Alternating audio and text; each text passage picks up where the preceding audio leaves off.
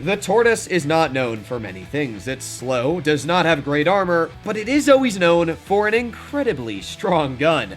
Before update 8.7, this vehicle was sitting at 3,700 damage per minute, and the ability to completely butter your biscuits if you were exposed to it in the open. However, it has changed a bit, and in many good ways for the vehicle. Its dispersion was made a little bit worse, however, it did gain an extra 200 damage per minute, so now it is 3,905 DPM, making this one of the highest DPM tanks in the game.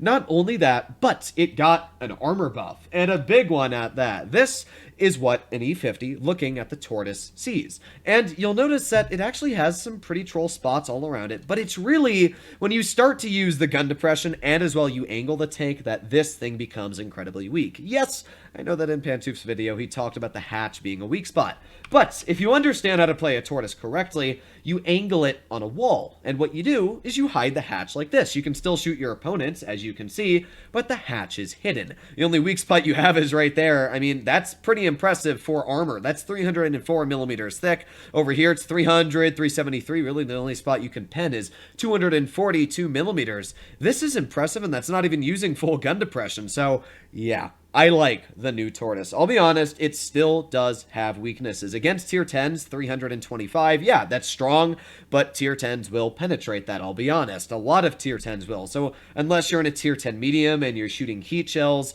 you're really going to be quite easily cutting through that. But it's still the fact that standard shells will bounce off of this vehicle, and there will be players that don't understand this, and they're going to bounce the Tortoise. So I thought, well, let's get into some gameplay and see how the Tortoise can perform in battles. In the first game, we find ourselves stuck on Fort Despair. Now, I'll be honest, this is one of my least favorite maps in the game. I don't like how far apart C side is from A side, and if either one of the flanks fall apart, then it can be a very quick demise of your team. However, when you're in a Tortoise and platoon to the T95, it is the mighty unstoppable power.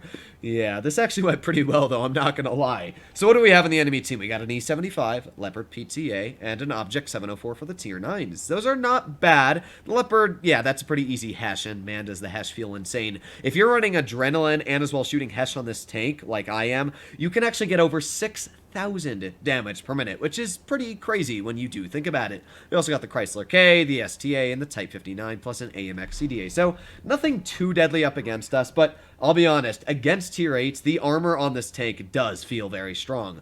I have gotten numerous amounts of bounces over the tier 8 battles I've played. There's a nice shot into the E75, and look at that, we got a bounce right on the front. I mean, this is pretty strong. Now, this first battle showcases just me driving it out in the open. I was going to try and position my tank maybe a little bit over towards here so I could hide the hatch. You definitely have to know ahead of time where you're going to angle the vehicle. And you're going to see me do that better in the next battle we have on Winter Malinovka. But, I mean, either way, this battle, it's tier 8. I didn't care too much. I'm just absolutely swamping the enemy. We're already up to 1,800 damage. And, well, with that, now we're up to 2,000 damage. This thing just easily picks up damage like no problem. So there you go. There's the Chrysler K being taken out by my teammate. A slow but menacing death. While that's going on, I figured, well, I'm going to make my way over towards the Type 59, the Object 704, because, well, I want to try and get out at least 3,000 damage in this game. So here we go. Speed! Yeah, speed is definitely not key in this vehicle. Although, one nice thing about this tank is Hesh!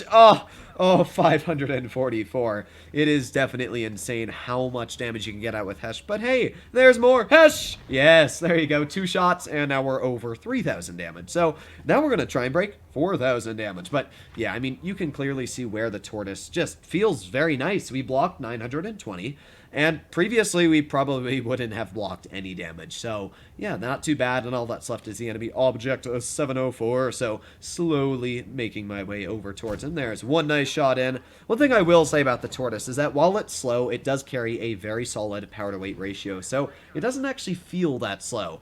Now, I was kind of worried that my lightweight was going to pen this guy, but he bounced and, oh, wow, that shell did not go where I wanted it to. I guess my gun was a little bit misproportioned, but, oh well, we got the shell in anyway. And that was over 4,000 damage dealt in the mighty the Tortoise. So not a bad battle. Showcased the armor not being necessarily amazing when I left it exposed. I didn't use it hull down. But where the gun is amazing, especially with its new DPM, it racks up the damage like no tomorrow. But now what we're going to do is we're going to showcase what the tank can do if you use it correctly. As I said before, I think Pantoof was a little bit wrong on his opinion due to the hatch, because if you're a smart player, you hide the hatch. That is how you play tanks with weaknesses. You hide them. And when it's a vehicle like this, a good example is the T28 HTC. You don't just say that the HTC is bad because it has the boobs on the side. You hide the vehicle by angling it around the corner. That's the exact same thing you do in a Tortoise, is you angle it around a corner, hiding the hongler bongler on the roof. So what I'm going to do here is I'm going to speed go, go, go. I was just playing with my tune mate here.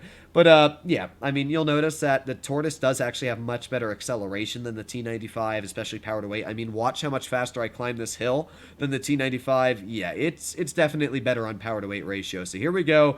Speed is key. What does the enemy team have? Well, this is a tier 10 battle, which means that not every opponent is going to be super fun to play with. They got a 60 TP, Leopard 1, even an FV Toon 5B 183, and oof, 57 heavy. Yeah, that's not a fun lineup. So we're going to see just exactly what we can do to these enemy tanks. Now, the 183 was the biggest threat on the enemy team.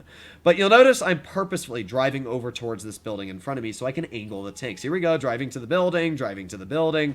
First of all, we can get a nice tap into this T57 heavy. Hello, sir. Kaboom. Thank you very much for your hit points. Now we got the T95 over here angling the tank, and boom, goes right into my track wheel. Nice bounce. So here we are. I'm at the building, which means that I can pull around here, and this is exactly what I was talking about when you're hiding the hatch.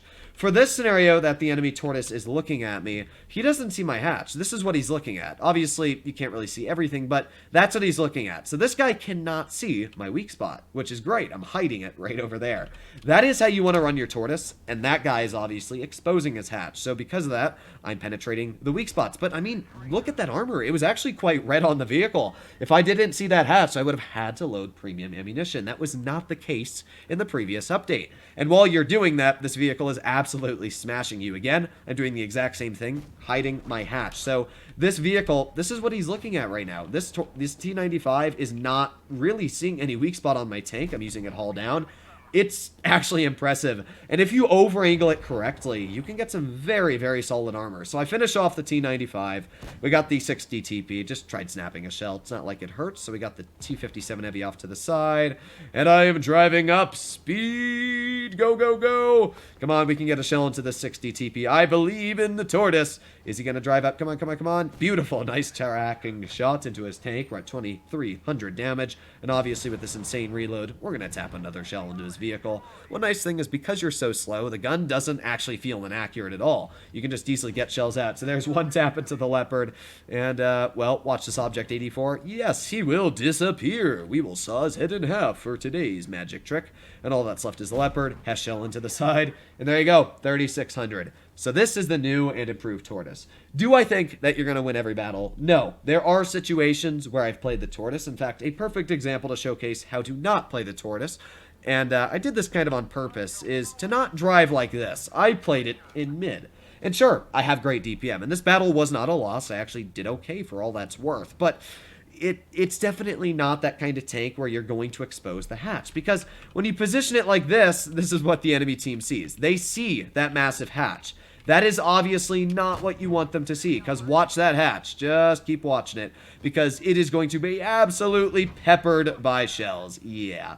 So with that, I am now down to 559 health by getting hit by the Hori, the Kampfpanzer, and ST1. So you got to be careful when exposing your armor, but if you know how to drive this tank correctly and you're a smart player, you will do very well in the Tortoise. I'm excited to play the tank. Today I think I went around 90% in it with 3,000-ish average damage.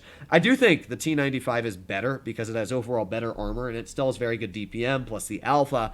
But I don't think the Tortoise is bad. In fact, I still think if you're a smart player, you can do very well. Hopefully you enjoyed today's video. Let me know what you guys think about it in the comments down below. But other than that, I'll be seeing you in the next one. Bye-bye.